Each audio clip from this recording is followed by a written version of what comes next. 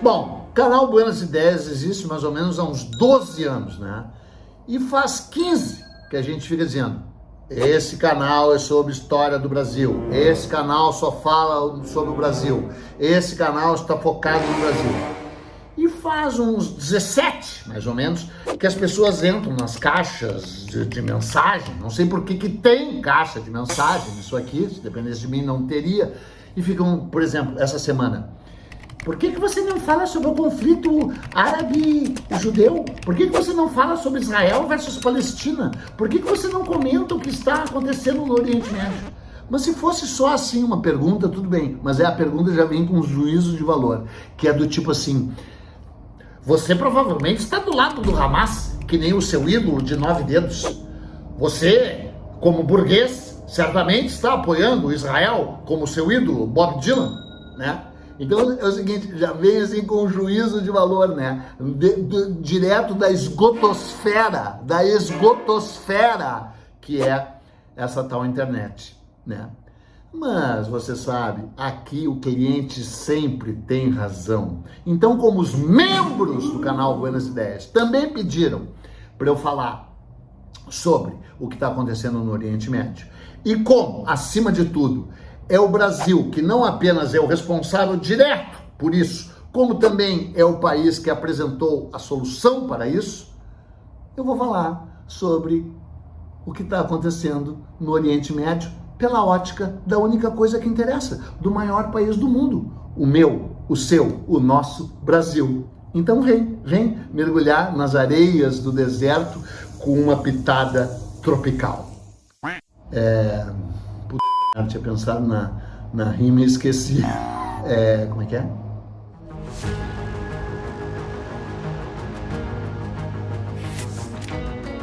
O Brasil criou Israel! O Brasil criou Israel! Mas na terra da promissão, em vez de mel, hoje corre fel. Hoje corre fel. Na terra onde deveria correr leite e mel, né? A terra da promissão, Israel, né? E, como todo mundo sabe, por que Israel existe? Ora, porque foi um gaúcho que criou Israel, e mais, um gaúcho do Alegrete, só podia ser. Como é que Israel entrou no mapa? Com um gaúcho de Alegrete assinando ali. Bom, se tu não sabe, o problema é teu, né? Porque é verdade. Aliás, não apenas um gaúcho, né? O maior gaúcho de todos os tempos. E não apenas um brasileiro, porque sabe que gaúcho é uma coisa, brasileiro é outra. Às vezes o gaúcho é brasileiro, como é nesse caso, né? Um dos maiores brasileiros de todos os tempos, Oswaldo Aranha. E é inacreditável a nossa ignorância, é constrangedor o fato da gente falar e conhecer tão pouco a trajetória do Oswaldo Aranha. Mas eu não vou falar do Oswaldo Aranha aqui, até porque esse é um episódio que eu ainda não fiz e muito provavelmente esse canal vai acabar sem eu ter feito, só para te provar o quanto de temas ainda não foram feitos. E só para provar também o quanto você tem compartilhado pouco esse canal, o quanto você tem dado pouco like, o quanto você não tem acionado o sininho. Eu sei que essa história tá chata, mas vai lá ver os 2 últimos episódios para te ver. O maravilhoso episódio da invasão holandesa da Bahia deu 50 mil. Depois um maravilhoso episódio sobre o meu mais maravilhoso ainda livro, Náufragos, Traficantes e Degradados, 40 mil. Eu vou largar, cara, e tu não vai saber nada do Oswaldo Aranha, porque hoje tu não vai saber nada do Oswaldo Aranha, a não ser, claro, que em maio de 1948 ele era o presidente da Assembleia Geral da ONU, né? O Brasil estava naquele rodízio do Conselho de Segurança da ONU, na chefia do Conselho, da recém-nascida ONU, quando se pôs em prática o plano de partilha da Palestina, né? Que tinha começado ali em 1922 e blá blá blá. Não vou falar dessa história toda, porque o que interessa é o Brasil e o que interessaria era o Oswaldo Aranha. Mas como eu falei no início e repito, o Brasil foi, aspas, o responsável, porque claro, né, cara, foi uma votação tumultuada, papapá. O Oswaldo Aranha era tão genial que ele tinha conseguido a paz entre maragatos e chimangos, entre brancos e, meu Deus, colorados. Ele foi capaz de convencer esse subgrupo humano, o colorado, a se pacificar com os blancos, os chimangos, né? Chimangos que eram azuis e brancos, e os colorados, sabe qual era a cor que eles eram, né? Na Revolução de 1923, né? Que era um desdobramento da Revolução Federalista de 1893, a guerra civil mais sangrenta da história do Brasil, né? E o Oswaldo Aranha foi capaz de fazer essa composição. Depois o Oswaldo Aranha também foi chave no golpe de 1930, que chamam de Revolução de 1930. E ele propôs, que ele sabia que era um golpe, ele disse, vamos dar o golpe, porque esses caras fraudaram as urnas eletrônicas e não entregaram o código-fonte. Não, ele não era um idiota. Ele sabia que o código-fonte urna eletrônica não pode ser fraudada. Ele era contra o voto no papel. O papel que tinha sido fraudado, blá, blá, blá, não interessa. O interessa é que daí, outra coisa que interessa, o Brasil ia se aliar com o nazismo, o canalha do tal Marechal Dutra, ainda tem a Via Dutra, tem que trocar de nome, esse canalha, milico canalha, como tem milico canalha no Brasil, a gente não pode deixar de repetir nunca, como tem milico canalha no Brasil, em nome dos milicos que não são canalha, em nome da instituição do Exército Brasileiro, tem que varrer os canalha de lá, né?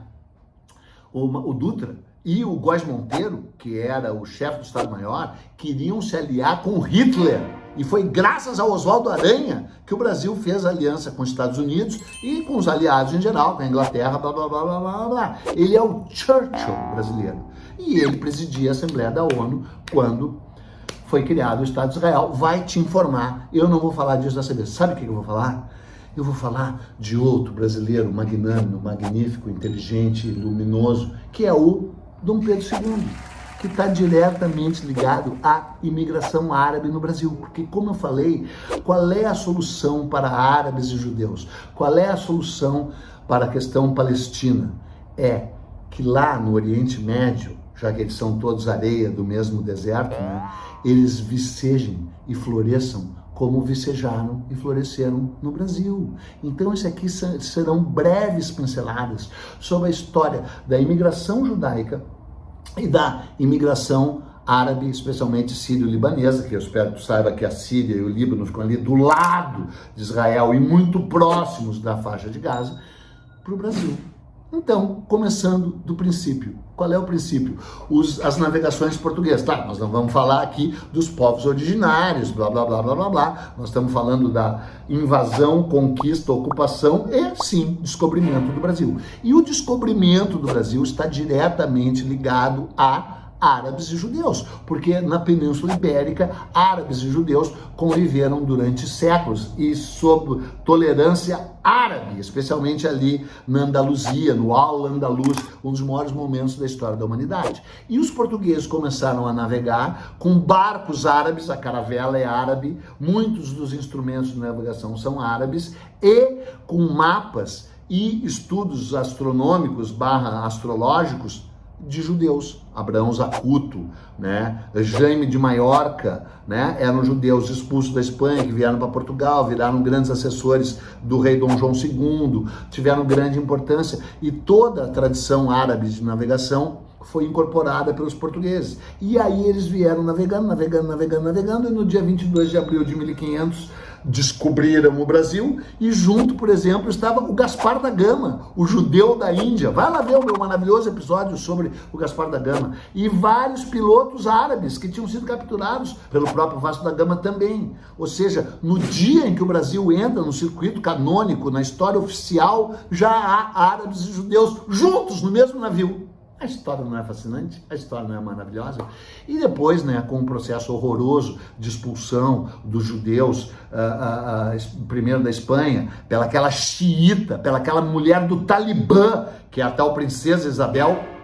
Não é a rainha Isabel, a católica, Fernanda Isabel, dois intolerantes, dois talibã, né, dois cruzados, porque tinha aquela cruz ali neles, né, expulsaram os judeus e criaram a Santa Inquisição e obrigaram os portugueses a expulsar os seus judeus também. Então se iniciou uma perseguição aos judeus em Portugal, e alguns deles fugiram para o Brasil, onde também viraram cristãos novos, tá? E vieram para o Brasil na esperança de poder talvez professar a sua fé, a sua religião. foram perseguidos, a Inquisição chegou ao Brasil. A Inquisição foi branda no Brasil, se comparado com outros lugares, mas perseguiu, delatou, puniu, raramente torturou, mas prendeu e algumas vezes matou. Né? E aí é muito louco, porque esses judeus expulsos da Espanha e de Portugal foram para onde? Tu sabe, para a Holanda. E na Holanda ajudaram a criar a cidade de Amsterdã, criaram uma cidade incrível em nome da liberdade, uma cidade feita para receber refugiados, e criaram a Bolsa de Antuérpia e passaram a ganhar um dinheirão com as tais especiarias e com açúcar. E aí, quando tem a ocupação holandesa do Brasil, os judeus vêm para o Brasil e tem aqui total liberdade no Brasil holandês, especialmente no Brasil do Nassau. Quando eles percebem que os holandeses serão expulsos, eles se mandam e alguns deles vão para Nova York e ajudam a fundar Nova Amsterdã, que deu origem a Nova York. É o livro do Lira Neto, Arrancados da Terra, um episódio que eu também não fiz, porque embora o livro do Lira Neto seja maravilhoso, eu falando vai ser muito melhor que o Lira Neto. E se eu escrevesse melhor ainda também, né, Lira Neto? Isso não sei. Mas, né, ó, é uma competição ali, hein? Ele sabe. Mas o fato é que ele fez e eu não fiz nenhum episódio ainda. Mas daí, depois da expulsão dos holandeses, né, cara, a coisa fica de novo difícil para os judeus. A coisa só começa a se transformar quando em 1810 a Inglaterra comboia a família real portuguesa para o Brasil, em 1808, mas em 1810, num tratado que também exigia que o Brasil parasse com o tráfico de escravos, exige a tolerância religiosa. Exige a tolerância religiosa. Não é sensacional? Sim, é sensacional. E aí a tolerância religiosa chega ao Brasil e depois em 1824, com a primeira Constituição, que vai fazer 200 anos no ano que vem, também fica decretado a liberdade religiosa, embora o Império, recém-nascido Império Brasileiro, fosse evidentemente um Império católico, né? Cristão católico, né? Mas não podia perseguir outras religiões. Bonitinho, legal, sensacional. Bom, aí, meu chapa, os judeus começam a ter um pouco mais de paz no Brasil. Só que daí, cara, a gente vai chegar no Dom Pedro II. E o Dom Pedro II, além de estudar hebraico, estudava árabe. E o Dom Pedro II vai fazer duas viagens sensacionais. A primeira delas em 1871, quando ele vai para o Egito e vai para o Levante, né, também, e se apaixona pelo mundo árabe, se apaixona pelas pirâmides, se apaixona por toda aquela região ali. E vai voltar em 1876, quando na verdade ele vai participar dos 100 anos da Revolução Americana, da Independência Americana, e depois de ir para os Estados Unidos, ele vai para a Europa, inclusive assiste a primeira montagem dos Anéis de Nibelungo em Bayreuth, que eu acho que é na Áustria, né, ou ali na Alemanha, e aí vai pro Levante.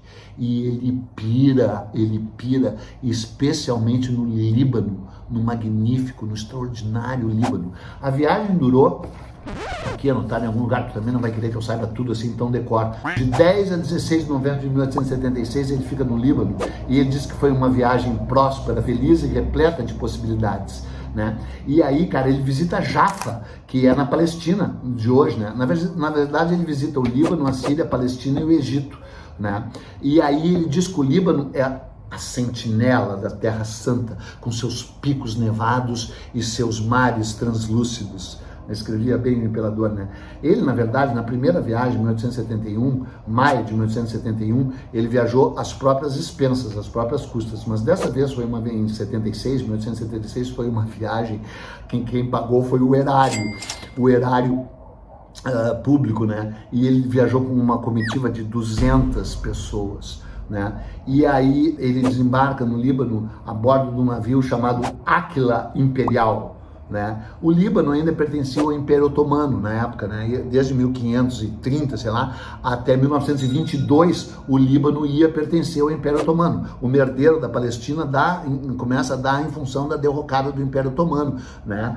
Depois da Primeira Guerra Mundial. Os otomanos se aliaram com os alemães. Tá, vai estudar, aqui é sobre o Brasil. O fato é que ele desembarca lá, né, cara, e faz uma visita incrível no Líbano, e vai de carruagem pro Vale do Beqa, né? E vai em Baalbek, essa cidade mágica, né? E aí ele encontra o Boulos. O Boulos, sabe? O futuro governador de São Paulo.